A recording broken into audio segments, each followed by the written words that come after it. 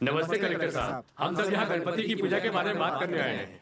मुझे आपकी समस्या पता है। वैसे त्योहार कब है? हमारे हिसाब से 10 दिन के बाद में है सर। ओह, चंदनगढ़ वाले कुछ तकलीफ दे रहे हैं क्या? सर, वो गणपति को पानी में डुबोने वाले हैं। पानी में नहीं तो फिर कहाँ डुबाएंगे? जहन्नुम में। किसने बोला ये? क्या झाड़ की तरह बीच में खड़ा है? बाजू हटो। आप उनके गांव में देखिए कैसे गणपति बनाया है उन्होंने। कलेक्टर साहब को तो देखना ही होगा।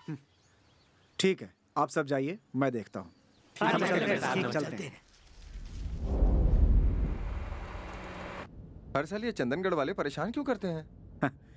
ये समस्या आज की नहीं है, पुरखों के जमाने से चली आ रही है।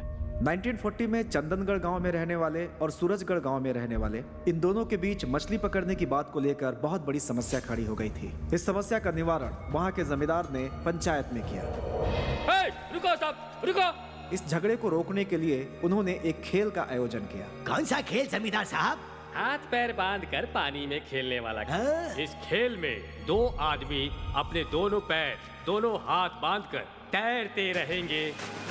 तैरते वक्त हाथ की रस्सी छूट जाए या पैर की रस्सी छूट जाए तो वो गांव हार जाएगा।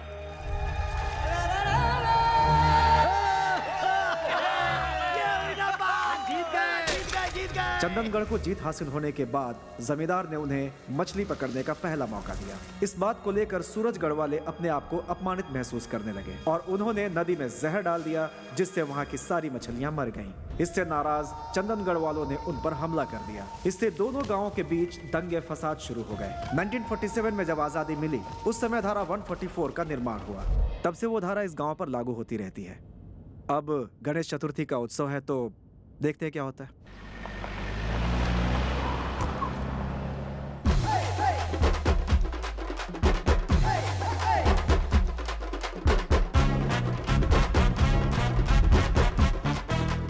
कांच के गणपति।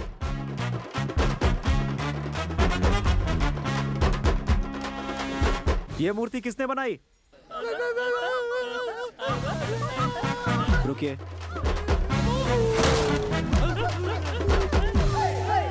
कांच से बने गणपति को आप पानी में कैसे डुबा सकते हैं? कांच के टुकड़े अगर पानी में पड़े रहेंगे तो कल किसी के साथ कोई भी हादसा हो सकता है। और वहां पे जो मछलियां हैं उनके बारे में भी नहीं सोचा आप लोगों ने?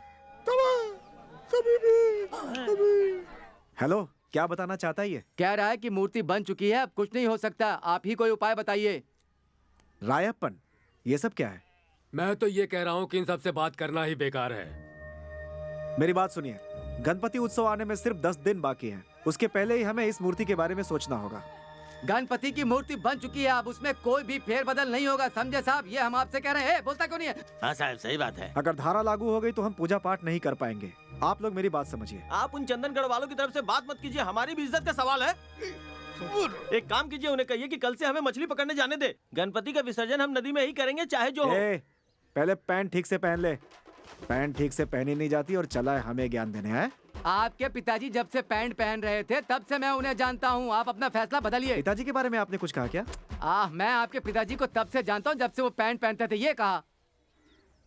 देखिए, दोनों गांव वालों के बीच कोई झगड़ा नहीं होना चाहिए। नहीं हो सकता, बिल्कुल नहीं, ये हो ही नहीं सकता। ऐसा कैसे? देखिए, इस समस्या को हमें बात करके सुलझाना होगा।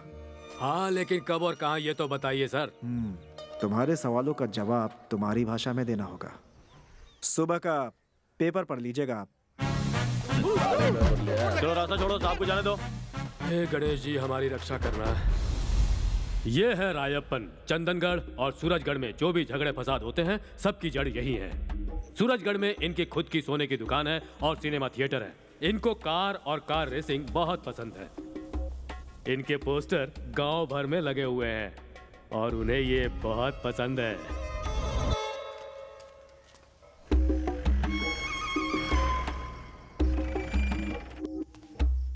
Mishra spice merchant. मिश्रा, मेरी फोन पर आपसे ही बात हुई थी ना? हाँ, मुझसे ही। कितने दूर से आप बिजनेस करने के लिए यहाँ पर आए हैं? बहुत खुशी हुई सुनकर। बादाम, काजू या पिस्ता कौन सा चाहिए ये जरूर बताइएगा। तुम्हारे ये काजू खाने के लिए मैं मदुरई से नहीं आया मिश्रा। फिर किस लिए? तो यहाँ पर क्या करने के लिए आए हो? जाइए जाइए जाइए ना। झूठ का नकाब तुम्हारे चेहरे से उतर चुका है, ये मुझे उसने बोला। हाँ, कौन बोला ये? उस आदमी ने तुम्हारे असली धंधे के बारे में मेरे सामने सब बक दिया है। तुम्हारा बचना मुश्किल है अब। Very good. वो आदमी कौन है ये बताओगे तो मिश्रा तुम्हारे लिए कुछ भी कर सकता है। काम करो, बिस्कुट दो। बिस्कुट? सोने का। अरे बिस्कुट दो ना। ओह, ये लो।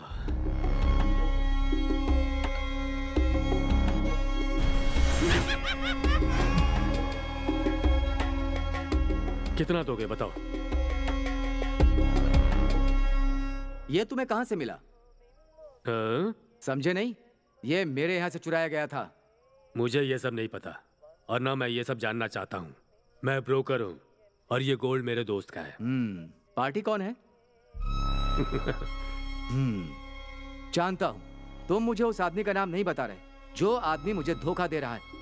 मिश्रा, तुम रेट बताओ यार, टाइम कम है। एक बिस्किट के 20 लाख रुपए।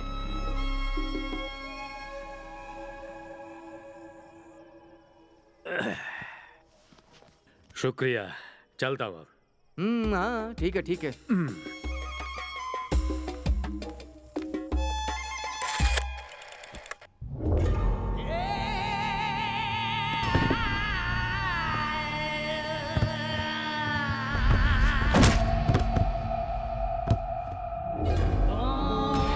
ये है फीलिंग्स रवि। जो इसे धोखा देता है उसकी ये जान ले लेता है।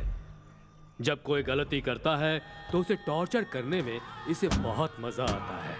सरकार के डर से कई सारे लोग इसके पास अपना काला धन, अपने गैर कानूनी डॉक्यूमेंट्स एक जगह से दूसरी जगह पहुंचाने में इसकी मदद लेते हैं। अब सोचने की बात यह है कि ये सब होता कैसे है। तो इसने अपनी एक ट्रैवल एजेंसी खोल रखी है। आर्ट और कल्चर के नाम पर शहर भर में मूर्तियां बनाकर रखी हैं। उसमें वो सोने के बिस्किट सप्लाई करता है। यही इसका धंधा है।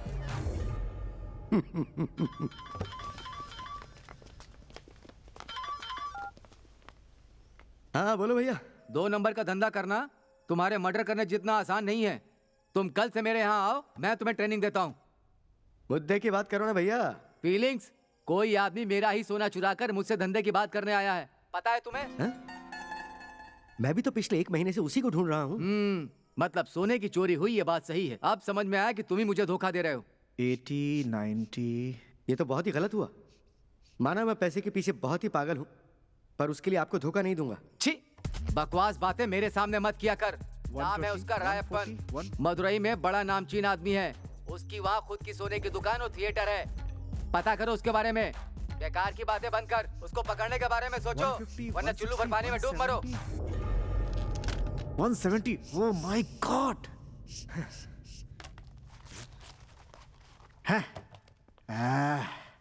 सर, प्रेशर आपका 170 से ऊपर हो चुका है। जब तक आप उसे मार नहीं डालेंगे आपका टेंशन इसी तरह बढ़ता रहेगा। इस बात को आपने अपने अंदर भर के रखा हुआ है। सो आपकी टेंशन दूर हो इसके लिए आपको जल्द से जल्द प्लान करना होगा। सूरजगढ़ चलते हैं। अरे भैया, ये हाथ क्यों छोड़ा? इसमें भी लगा दो। ज्यादा ज्ञान मत दे।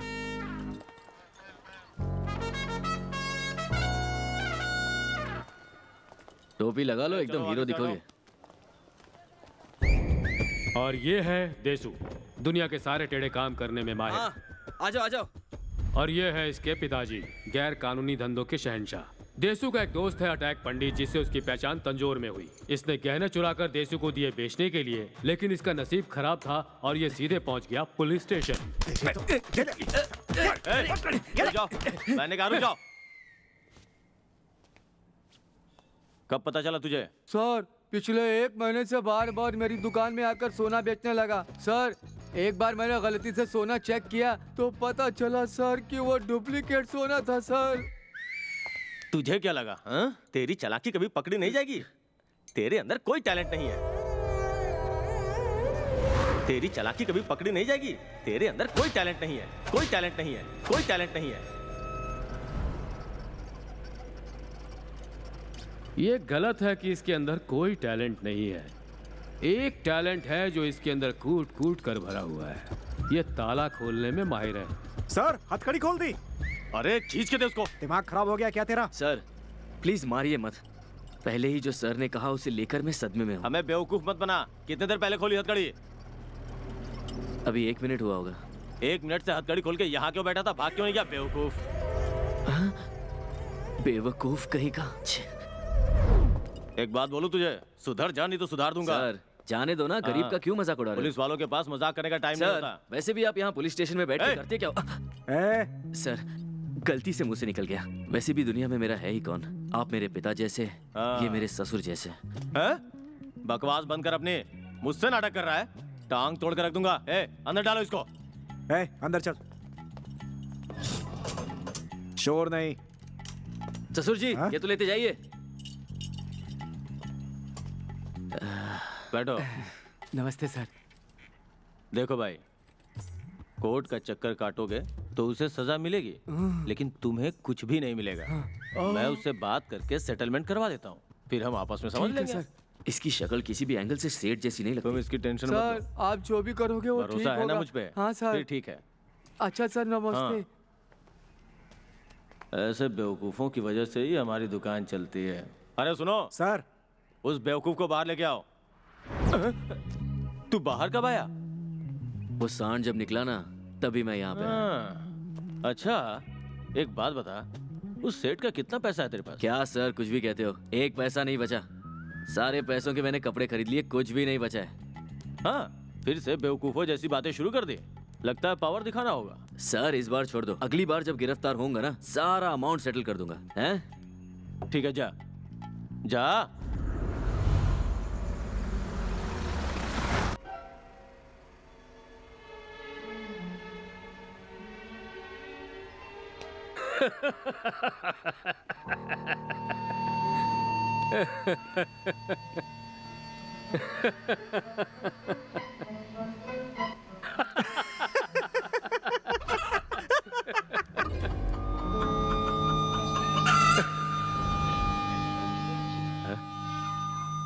तुम्हारी ये शक्ल मुर्गे की तरह लग रही है। ए, तुम कहाँ खड़े और किससे बात कर रहे हो जानते हो?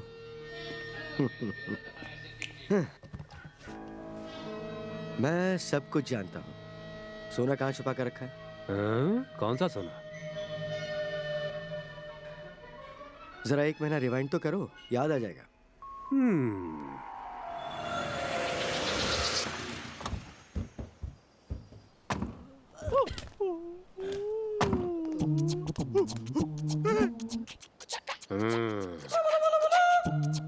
हाँ, अन्ना पार्क के अंदर वो एक औरत का जो पुतला है ना, विजय जरा पोज दे के दिखाना। हाँ हाँ वही वही वही वही। सुनो, उस पुतले को उठा करके सीधा यहाँ ले आना है। उसकी जगह मेरा पुतला बैठाना है। हाँ बिल्कुल सही, समझ गया ना क्या कह रहे हैं?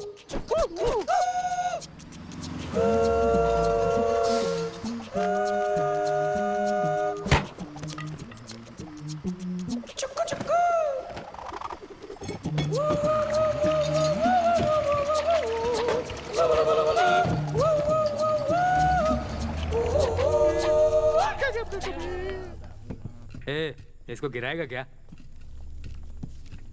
15, 16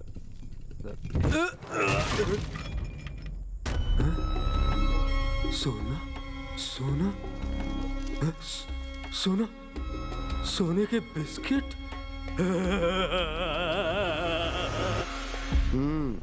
तो कुछ याद आया? मिश्रा के पास सोना बेचने गए थे तुम? मेरी एक सोने की दुकान भी है, बिस्किट मेरे पास भी है। उस बिस्किट पे जो जोकर बना हुआ है, अगर उसे ध्यान से देखोगे ना तो उसमें मिश्रा की शक्ल नजर आएगी। अच्छा वो तो मेरे दोस्त की तस्वीर है, मेरे बचपन का दोस्त था। पहले हम लोग एक दूसरे से खूब मिलते जुलते थे, लेकिन फिर कहाँ चला गया उसका आज तक कुछ पता नहीं। 1 मिनट भाई साहब, हमारे बॉस को टेंशन सूट नहीं करता। जब से सोना गायब हुआ है तब से बॉस को शुगर, बीपी, वीकनेस, ये सारी बीमारियां एक एक करके पकड़ रही हैं। बताते क्यों नहीं है बॉस? तो तुमने हमारे ही सोना चुरा लिया। बड़े शातिर हो तुम। क्यों भाई, तुम मुझे धमकी दे रहे हो? हाँ? देखो रायप्पन, अगले 2 दिनों में तुम खुद आकर वो सोना मुझे लौटा देना। नहीं दिया तो? नहीं दिया तो तुमसे सोना कैसे वसूल करना है ये मुझे पता है।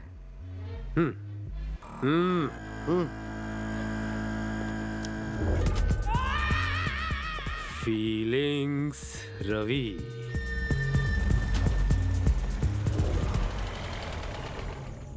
कैसे गधे की तरह खड़े हैं। क्यों भाई, सही हो ना? अभी कौन आया था भाई? हाँ? वो सब छोड़ो, तुम ये बताओ सारी गाड़ियां बिल्कुल ठीक ठाक तो है ना?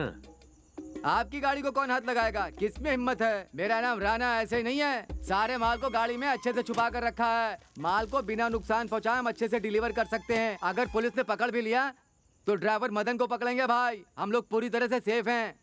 कल की रेस में ये गाड़ियां अच्छे से दौड़ेंगी ना? आप मदन को हल्के में मत लो भाई, वो हवा में गाड़ी उड़ाएगा।